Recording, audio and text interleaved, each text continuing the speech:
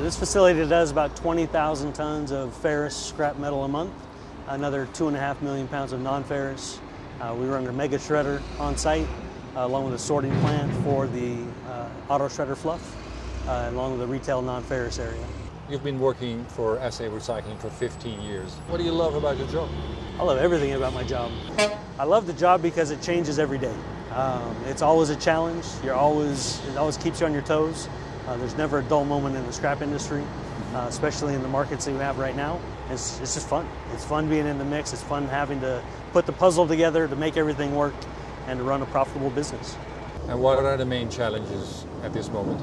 Right now, the biggest challenges are logistics. Obviously, a lot of people have logistics problems in the States right now, along with hiring people. Definitely labor shortage here in Arizona. I'd say those are probably the two biggest issues that we have on a regular basis right now. And how do you manage to deal with that? Well, on the logistics side, you look for every opportunity to source the equipment that you need, whether it's rail cars or containers or trucks, whether it's adding different trucking companies to your fleet. You look for whatever options you have possible, different outlets for your material, any way to move your product. You know, the standard ways aren't exactly available now, so you have to get really creative.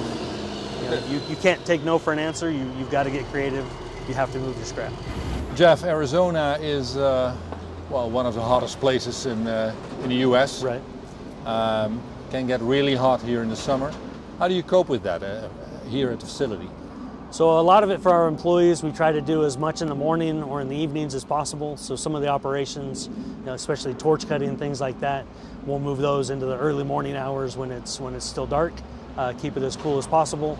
And then a lot of it is making sure we go over with everybody on keeping hydrated, not just hydrating when you're at work, but hydrating the night before to prep for the next day. Hydration is the biggest thing.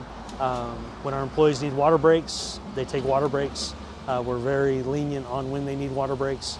We make sure there's water sources all over the yard for them, shade, air conditioning in the cranes and the offices, everything else. Try to make it as comfortable as possible in, like what you said, a very hot environment.